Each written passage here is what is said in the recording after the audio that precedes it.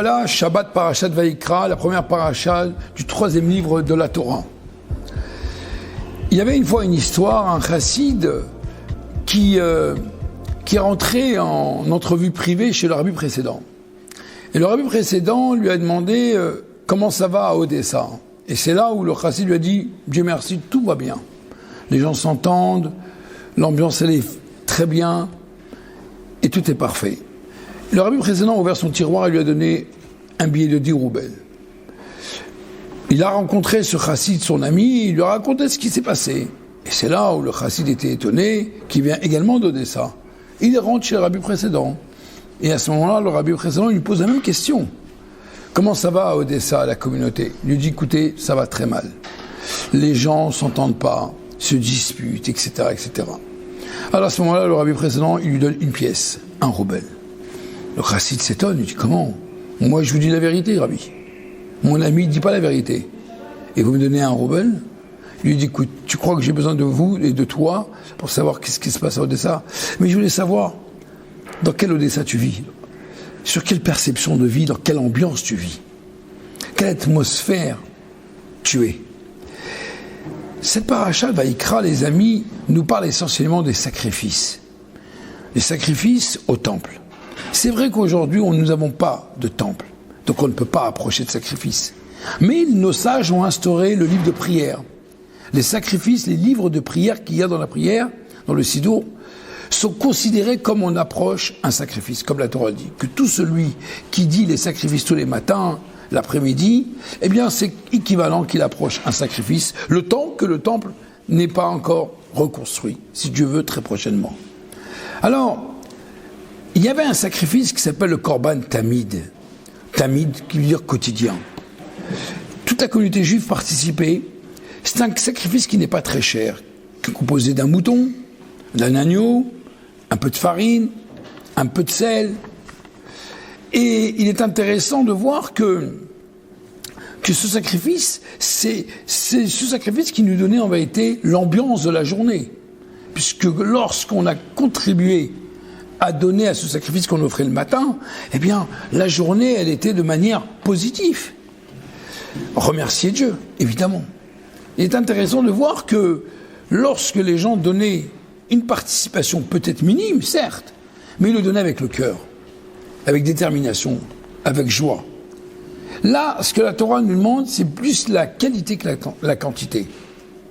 C'est très important lorsque quelqu'un décide de donner quelque chose, de le donner avec le cœur, avec l'envie, avec le plaisir. Et Akadosh Baruch Hu tire énormément de satisfaction.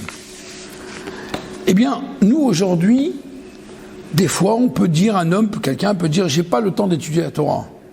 J'ai même pas parfois le temps de venir écouter la Torah sur Zoom. J'ai pas le temps encore plus de me déplacer à la synagogue, au Beth Rabbah d'étudier. Il se donne des raisons. Chacun donne ses raisons, bonnes ou mauvaises. Mais lorsque la Torah elle regarde la Torah ne cherche pas qu'on donne tout notre argent à la Tzedaka. La Torah demande que le peu que je donne, ce soit donné avec beaucoup de joie. Le temps d'étude de la Torah, si quelqu'un il travaille toute la journée, qui est normal, pourquoi pas, c'est son affaire.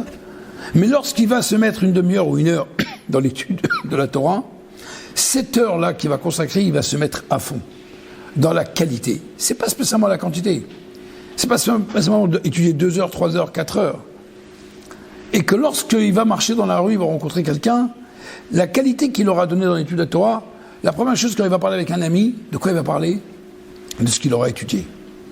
Mais lorsque parfois quelqu'un il étudie toute la journée, il étudie une bonne partie de la journée, mais il fait des affaires, beaucoup d'affaires. Lorsqu'il va rencontrer quelqu'un, il va peut-être parfois plutôt parler des affaires que de la Torah. Pourquoi? Parce que ça dépend de comment les choses sont faites. Les choses doivent être faites de manière qualitative, de manière avec profondeur. Alors, quand on vient étudier, lorsque quelqu'un prend quelque chose au quotidien, avec une assiduité, pour Akadosh Baruch Hu, c'est la chose la plus importante. Ça veut dire qu'on a compris que ça, c'est quelque chose qui est important. Pas seulement Akadosh Baruch Hu, Dieu, il a compris que c'est important. Mais nos enfants nous voient, notre femme nous voit, lorsqu'on se déplace pour étudier la Torah. Lorsqu'on prend un moment, dire non, ça c'est un moment trop sérieux, trop important, que je ne peux pas le rater. et je vais tout faire pour le garder. Ça s'appelle le Korban Tamid, au quotidien. C'est pour cela que ce fameux juif qui habite à Odessa, évidemment, où il n'y a pas de souci, où il n'y a pas de problème, ça n'existe pas. Ça n'existe pas. Mais ça dépend où nous on se place. Si nous on est intéressés, des fois vous voyez dans la synagogue, vous avez des juifs, des personnes qui sont assis à la synagogue, ils rentrent, ils s'asseyent, ils prient, ils contribuent, ils disent pas un mot de plus. Ils sont des gens exemplaires. Et ça les intéresse pas, les histoires, ça les intéresse pas. Qu'est-ce qui les intéresse? Je suis venu ici prier. Je suis venu ici étudier. Il y a un moment où on peut parler, bien sûr. Mais lorsqu'il rentre et il prie ou il étudie, il se consacre à des choses essentielles. Donc, allons directement au but. C'est cette paracha, cette semaine, où on parle des corbanotes, des sacrifices. Eh bien, karov, korban, ça veut dire l'itkarev, se rapprocher vers Dieu.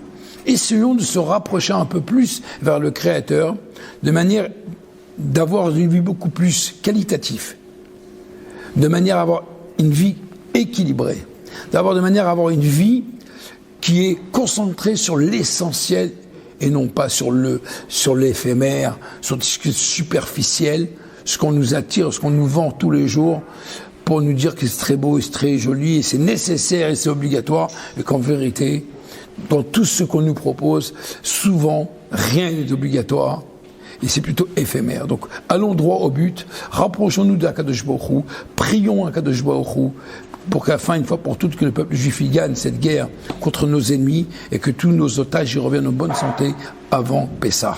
Je vous souhaite Pessah Kashav et sa mère. Si tu veux, on essaiera de